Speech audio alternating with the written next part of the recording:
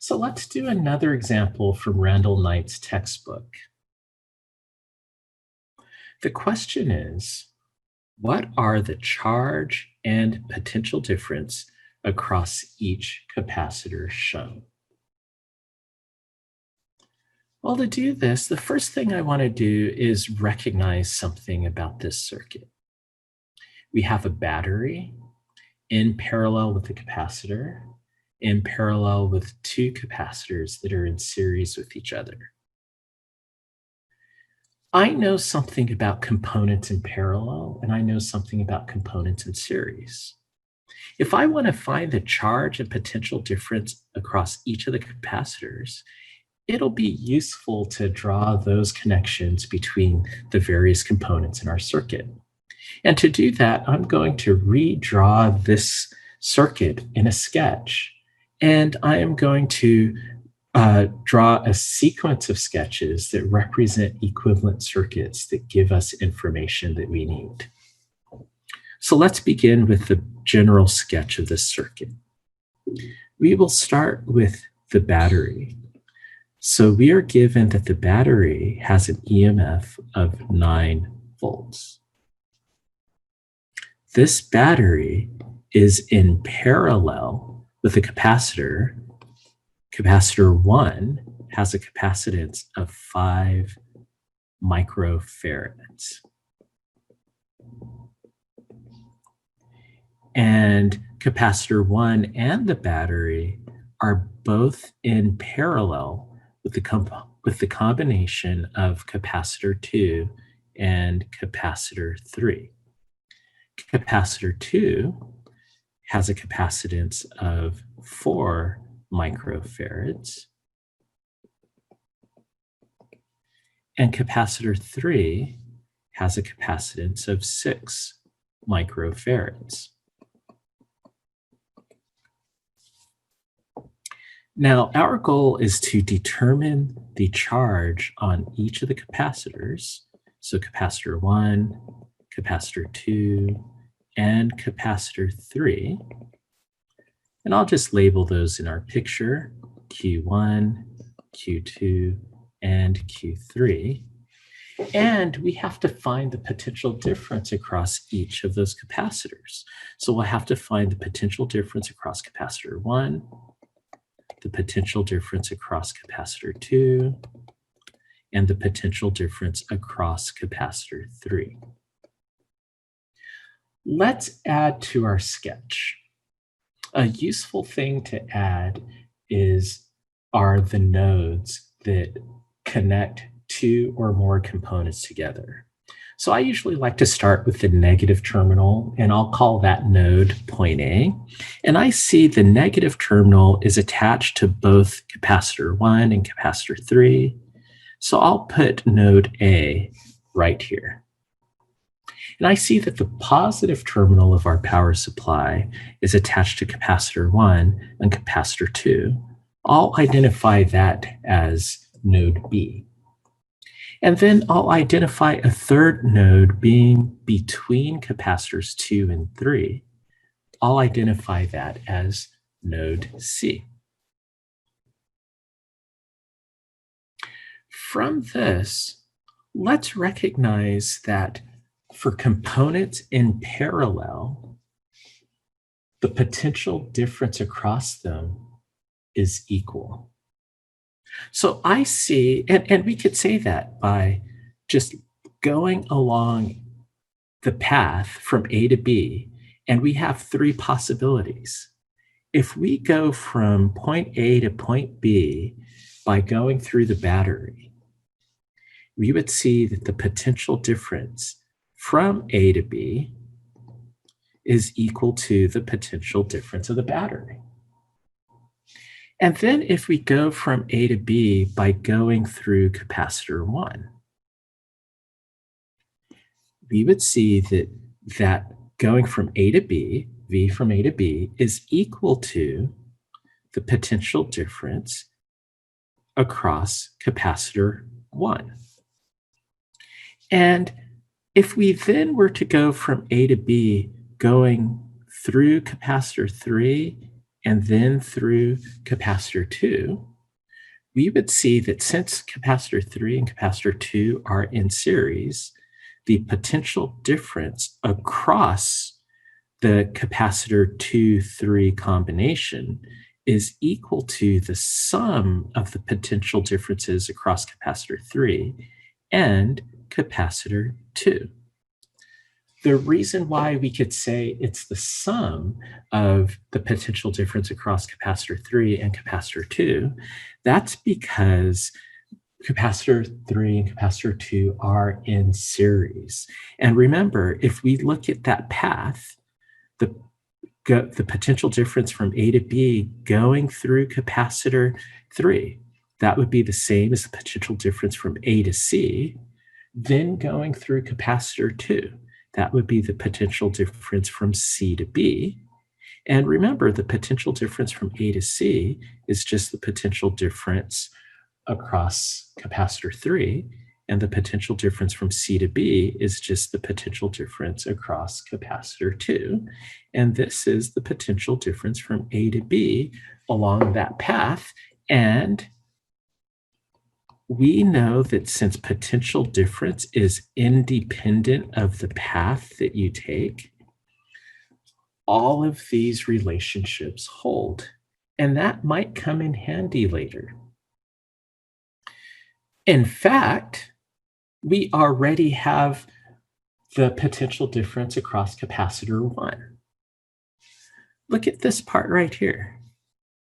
The potential difference across capacitor 1 is equal to the potential difference across the battery. And that's because capacitor 1 is in parallel with the battery. So let's go ahead and catalog that over here. Potential difference across capacitor 1 is equal to the potential difference of our battery. And I'll box that as one of the answers that we're going to need.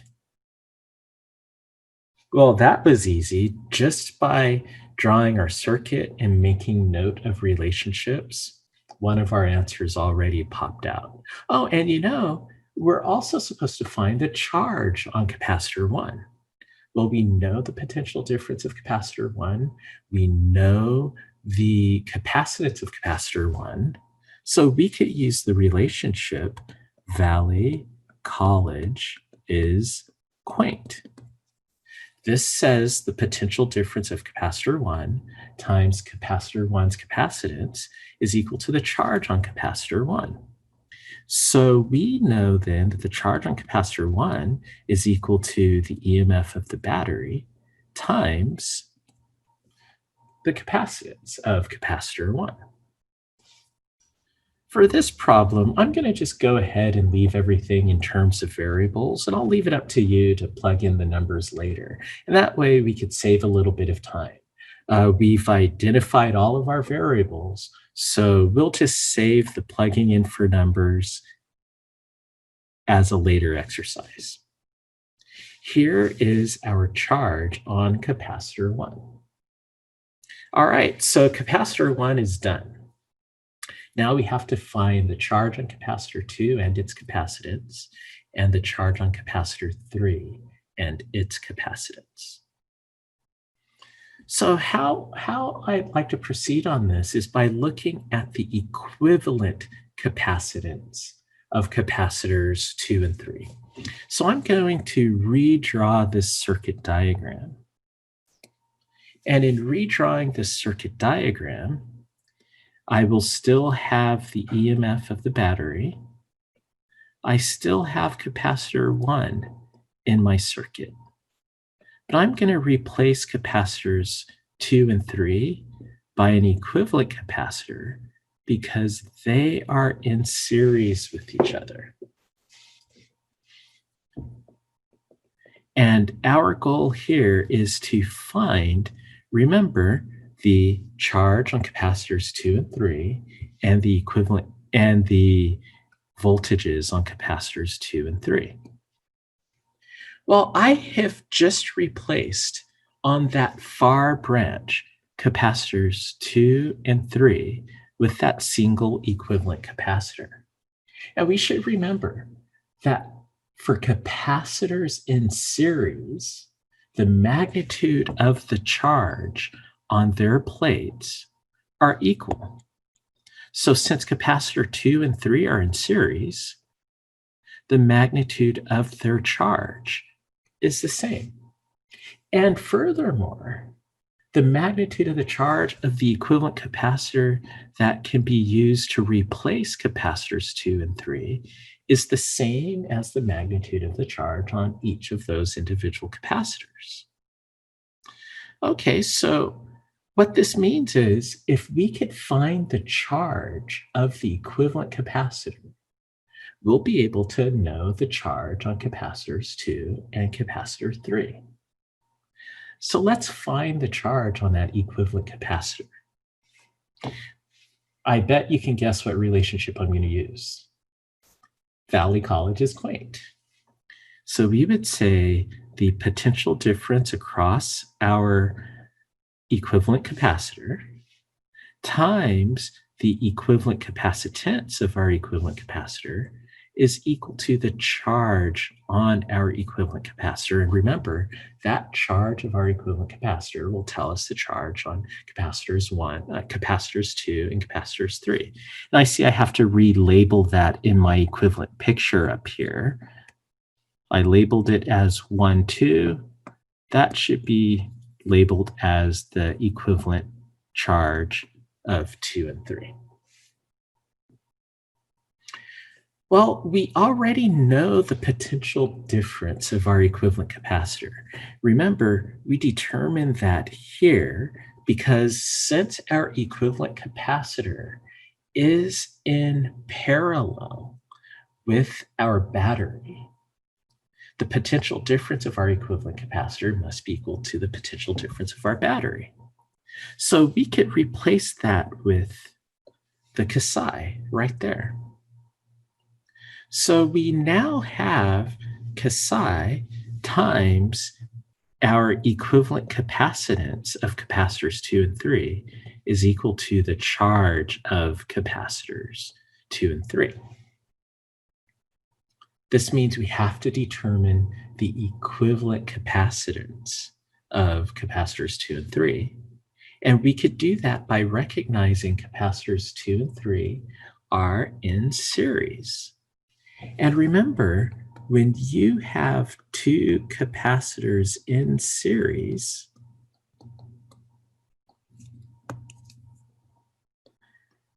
their equivalent capacitor has a capacitance equal to the sum, the reciprocal of the sum of the reciprocals of the individual capacitances. So solving for the equivalent capacitance of capacitors 2 and 3, we would get the common denominator between these two, and we would flip this over. And now we have the equivalent capacitance of our equivalent capacitor between capacitors 2 and 3. This means that we can now find the charge on the equivalent capacitor, which is the same as the charge on capacitor 2, which is the same as the charge on capacitor 3, and that is equal to our EMF times the ratio of the product of the capacitances of capacitors 2 and 3 over the sum of the capacitances of capacitors 2 and 3.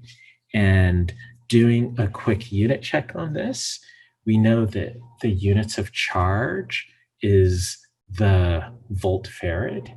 In other words, Valley College gives us the units of charge.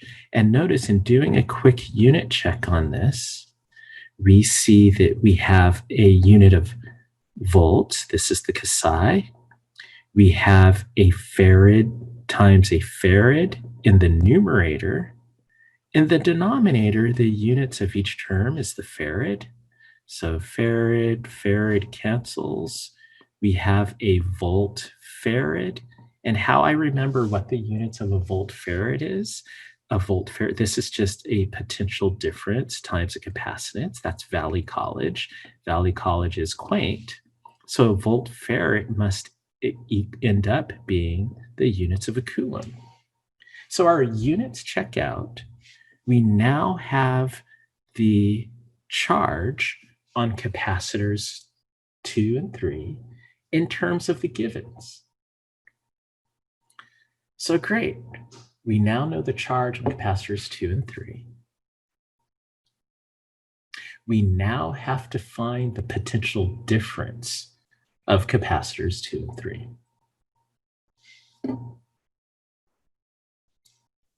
Well, for this, I'm going to turn to Valley College's quaint once again. Let's start with the potential difference for capacitor 2. So Valley, the potential difference of capacitor 2, College, the capacitance of capacitor 2, is quaint, the charge of capacitor 2. Well, from here, we know the potential difference of capacitor 2 is equal to the ratio of the charge of capacitor 2 to its capacitance. Well, the charge of capacitor 2 we just found previously. The charge of capacitor 2 is equal to the EMF of the battery times the product of the two capacitances of 2 and 3 over the sum of the capacitance of 2 and 3. And this is over the capacitance of capacitor 2. Notice the capacitance 2 in the denominator cancels with 1 in the numerator. And we now have the potential difference across capacitor 2 is equal to the product of the battery's potential difference to the capacitance of the third capacitor over to the sum of the capacitances of capacitors 2 and 3. And doing a quick unit check, I see that the units in the numerator are the volts farad.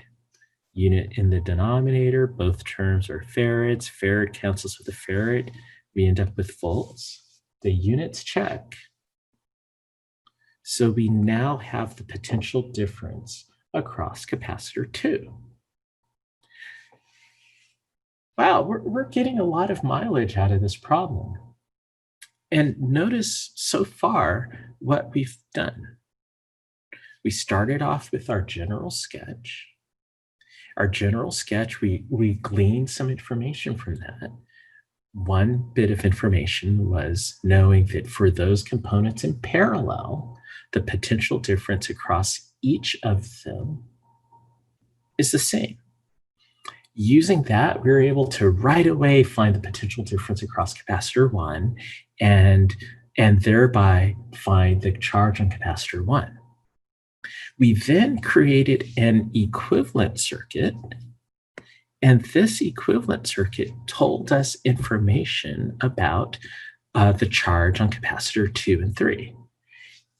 And using the information we knew about that charge, we are able to ultimately find the potential difference across capacitor 2. The only thing we have left now is to find the potential difference across capacitor 3. And that's going to be just like the potential difference across capacitor 2. Using Valley College is quaint. We know the potential difference across capacitor 3 is equal to the ratio of its charge to its capacitance. This ratio of charge, well, the charge we found is the same charge as we found on charge on the equivalent capacitor. So that's the product of the potential difference of the battery to the ratio of the capacitances of 2 and 3 to the sum of the capacitances of 2 and 3. And this is all over the capacitance of capacitor 3. Simplifying by canceling the capacitances in the numerator and the denominator For capacitor 3, we get that the potential difference is equal to the product of the potential difference of the battery and capacitor 2 and the sum of the capacitances between 2 and 3. This expression is the same form as the expression for the potential difference of the second capacitor. So we know the units will check. And now we found the last thing we needed to find for this problem, the potential difference of capacitor 3.